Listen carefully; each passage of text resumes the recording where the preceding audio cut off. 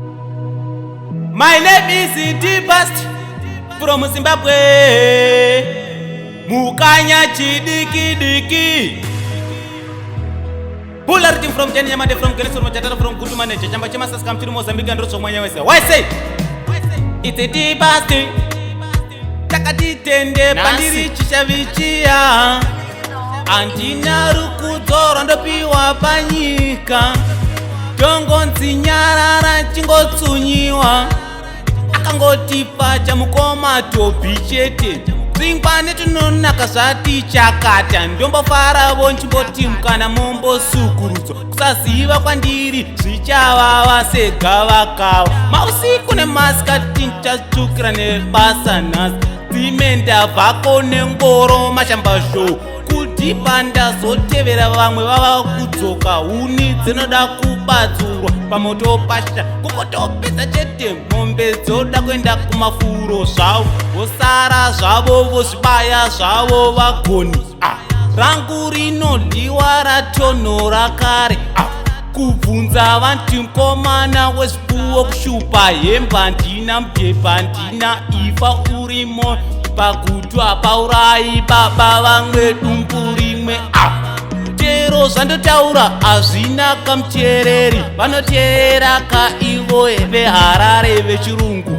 Nhasi vafuma govekwa zvekufuka nezvekupfeka. Rine girisi nependi randapiwa zihovhorosi. Kwai kune wezvipfuwo rakabata chose.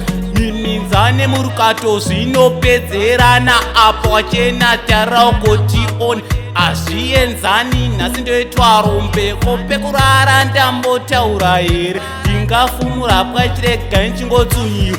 Kwai mufudzi kuchirindosikwa chirinda nguruve. Paidzidza tobhi maiti pifudze mombe. Vezera rangu vosera dzisine dhei nechirungu changu chirungu ndimangwana dzina toriro.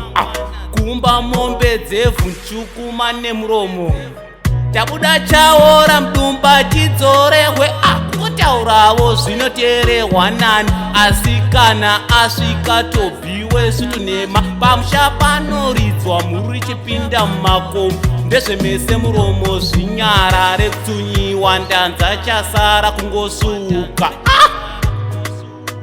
Chimwana chekwachenge chine nharo.